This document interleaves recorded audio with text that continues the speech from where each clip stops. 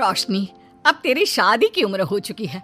सब तेरे लिए लड़का देख रहे हैं और तू है कि 8-9 बजे बिस्तर से उठ रही है। मम्मी, क्या आप भी सुबह सुबह ज्ञान दे रही हो? सोने तो दो कम से कम। क्या करें, अब तेरी हरकतें ही ऐसी हैं। चल अब बिस्तर छोड़ और मेरे साथ खाना बनाना सीख। ना, मैं नहीं बना रही खाना वाना। आप प्लीज जाइए ना यहाँ से। रोशनी की बातों से निराश होकर निशा वहाँ से चली जाती है। निशा, तुम रोशनी को घर का कामकाज क्यों नहीं सिखाती? अगर यही हाल रहा फिर तो 2 दिन में उसके ससुराल वाले उसे यहाँ छोड़कर चल देंगे। मैं तो बहुत कोशिश करती हूँ उसे घर की जिम्मेदारियां सिखाने की, लेकिन वो मेरी सुने तब ना। आप तो जानते ही हैं ना कि वो कितनी जिद्दी है। हमें निशा के लिए एक ऐसा लड़का ढूंढना होगा जिसका भरा पूरा परिवार हो। सास ससुर से लेकर जेठ जेठानी देवर ननद सब हो। यहाँ ना सही, लेकिन शादी के बाद उसे वहाँ अपनी जिम्मेदारियों का एहसास जरूर होगा। कुछ दिनों के बाद रोशनी का परिवार उसके लिए लड़का देखना शुरू कर देता है और एक दिन चिराग नाम का लड़का रोशनी को देखने अपने परिवार के साथ उसके घर पहुंच जाता है। देखिए भाई साहब, मैं पहले ही आपको बता देती हूँ, हमारा परिवार बहुत बड़ा है, इसलिए अगर आपकी लड़की हमारे घर की जिम्मेदारियाँ बिना ना नुकुर के उठा सकती है तभी हम ये रिश्ता पक्का करेंगे। अरे ये भी कोई बोलने वाली बात है बहन जी। हमारी रोशनी आपके पूरे परिवार को बैठे बैठे खिला सकती है। इतनी जिम्मेदार है मेरी बेटी। अगर ऐसी बात है फिर तो हमें इस रिश्ते से कोई आपत्ति नहीं है। तो फिर चट मंगनी पट ब्याह के बारे में क्या ख्याल है? हाँ बिल्कुल, शादी में देर किस बात की। 3 हफ्ते बाद ही शादी का शुभ योग है। अगर आपको कोई दिक्कत ना हो तो हम इनकी शादी भी 3 हफ्ते बाद ही करा देते हैं। अरे हमें इसमें कोई परेशानी नहीं है। इस तरह दोनों परिवारों में शादी की तैयारियां शुरू हो जाती है और कुछ ही दिनों बाद रोशनी की शादी चिराग से करा दी जाती है। शादी के बाद, बहू, इनसे मिलो।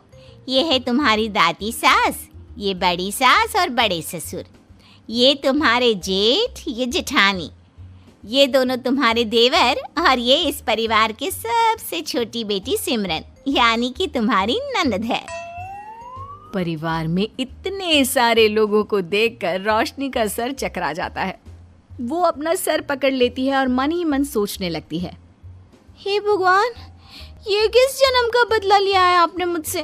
मैंने क्या बिगाड़ा था आपका जो आपने मुझे ऐसा परिवार दिया? बेटा, किस सोच में पड़ गई तुम? और कितने लोग हैं आपके परिवार में? बस हम इतने ही लोग हैं बेटा, ज्यादा लंबा परिवार नहीं है हमारा। अब इससे लंबा और कितना बड़ा परिवार होगा आपका? ये ससुराल कम चिड़ियाघर ज्यादा लग रहा है। कुछ कहा क्या तुमने बेटा? नहीं मम्मी जी, वो मैं बहुत थक गई हूँ, तो क्या अब मैं सोने जा सकती हूँ? हाँ, क्यों नहीं बहू। चिराग, बहू को अंदर कमरे में लेकर जा। जी माँ। चिराग रोशनी को अंदर कमरे में लेकर जाता है। चिराग, मुझे यहाँ नहीं रहना, मुझे अलग रहना है। ये तुम क्या बोल रही हो रोशनी? अभी तो आई हो तुम और अभी अलग होने की बात कर रही हो। परिवार वालों को पता चलेगा तो कितने दुखी होंगे वो लोग। मुझे नहीं मतलब किसी से, और इसे तुम परिवार कहते हो? ये परिवार कम कोई गली मोहल्ला ज्यादा लग रहा है। रोशनी, अभी तुम नई हो इस परिवार में, इसलिए शायद तुम्हें ऐसा लग रहा है। कुछ दिन में आदत हो जाएगी तुम्हें। चिराग की बात सुनकर रोशनी अपना सर पकड़ लेती है। आपको समझाना तो दीवार में सर पटकना है। मैं सो रही हूँ, लाइट ऑफ मत करना, मुझे अंधेरे में नींद नहीं आती। इतना बोलकर रोशनी बिस्तर पर लेट जाती है। रोशनी को देखकर चिराग का मुंह खुला का खुला रह जाता है। वो भी पैर पटकते हुए बिस्तर के दूसरे कोने में अपना मुंह मोड़कर सो जाता है। अगले दिन, देवरानी जी, आप उठ भी जाइए, सुबह के 6 बज चुके हैं। सोने दो ना मम्मी, क्यों परेशान कर रही हो? देवरानी जी, मैं आपकी मम्मी नहीं जेठानी हूँ। सुबह सुबह क्या मजाक है मम्मी? इतना कहकर रोशनी अपनी आंखें मसलते हुए उठती है और अपनी जेठानी को देखकर चौंक जाती है। दीदी, आप यहाँ? पिछले 1 घंटे से तुम्हें उठा रही हूँ, लेकिन तुम हो कि अब उठ रही हो। लेकिन अभी तो सिर्फ 6 बज रहे हैं, आपने मुझे उठाया क्यों? वो इसलिए क्योंकि आज तुम्हारे इस घर में पहली रसोई है, तो खाना आज तुम्हें ही बनाना होगा ना। क्या? मुझे पूरे मोहल्ले के लिए खाना बनाना पड़ेगा? नहीं रोशनी, तुम्हें पूरे मोहल्ले के लिए नहीं, सिर्फ परिवार के लोगों के लिए ही खाना बनाना है। आपका परिवार किसी मोहल्ले से कम है क्या? कुछ कहा क्या तुमने? हाँ नहीं दीदी, आप चलिए, मैं अभी फ्रेश होकर आती हूँ। आरती वहां से चली जाती है, जिसकी थोड़ी देर बाद रोशनी भी रसोई में जाकर मजबूरी में सबके लिए खाना बनाने लगी। 2 घंटे मेहनत करने के बाद उसका खाना बनकर तैयार होता है। वाह बहू, खाना तो बड़ा स्वाद बना है। सच में बहू, तुमने भले ही बहुत देर लगाई खाना बनाने में, लेकिन खाना बहुत स्वादिष्ट बना है। आपके हाथों में तो जादू है देवरानी जी।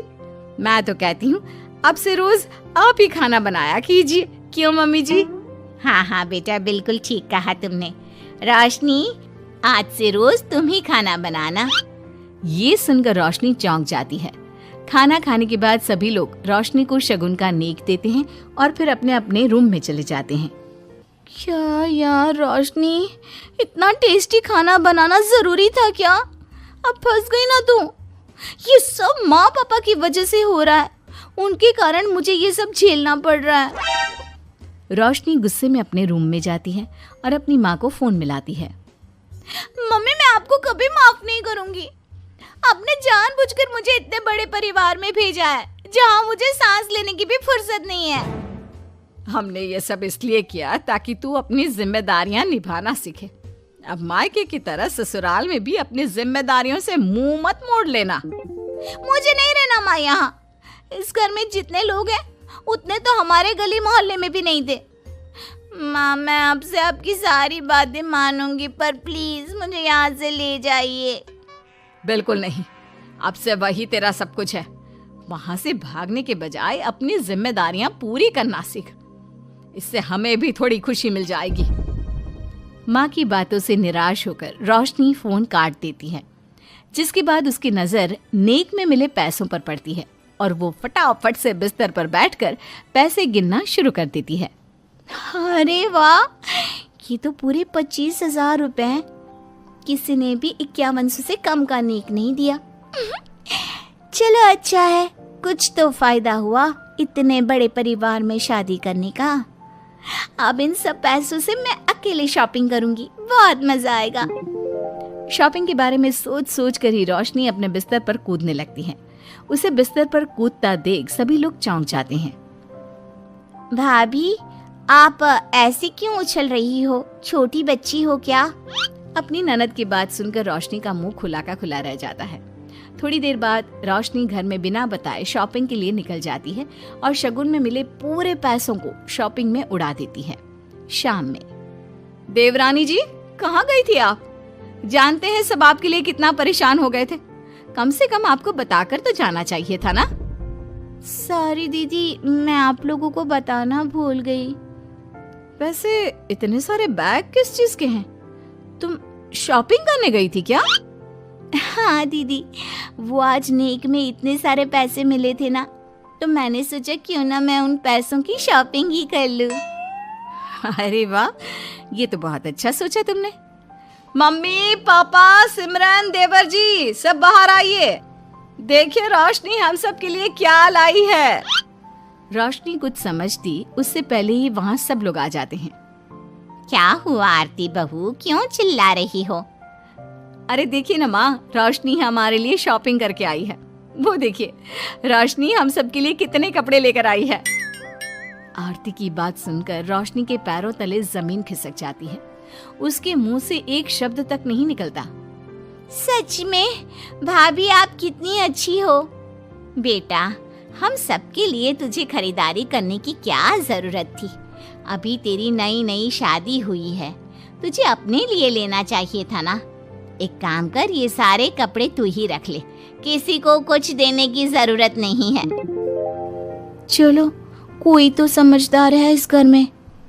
वाह भाभी, कितनी सुंदर ड्रेस है। ये शॉर्ट ड्रेस मुझे पता है, आप मेरे लिए ही लाए होंगे, है ना? इसे मैं रख लेती हूँ। माँ, रोशनी इतने प्यार से सबके लिए कपड़े लेकर आई है, हमें मना नहीं करना चाहिए। तू सही बोल रही है बेटा, उसका मन रखने के लिए मैं ले लेती हूँ 1-2 साड़ियाँ। रोशनी झूठी मुस्कान लिए खड़े होकर सब देखती रहती है।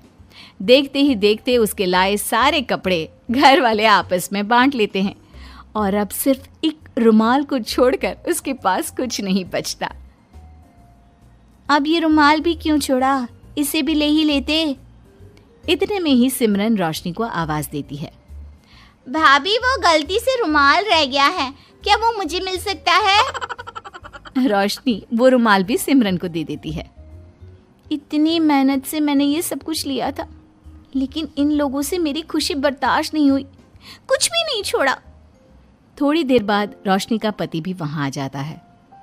मैंने सुना है आज तुमने सभी के लिए खरीदारी की है। तुम मेरे लिए कुछ लेकर नहीं आई? बस फिर क्या था, इतना सुनते ही रोशनी का पारा हाई हो जाता है और वो चिराग को घूरने लगती है, जिससे चिराग डर के मारे वहां से खिसक जाता है। हाय रे, फूटी किस्मत मेरी, जो ये जॉइंट फैमिली मेरे मत्थे चढ़ी।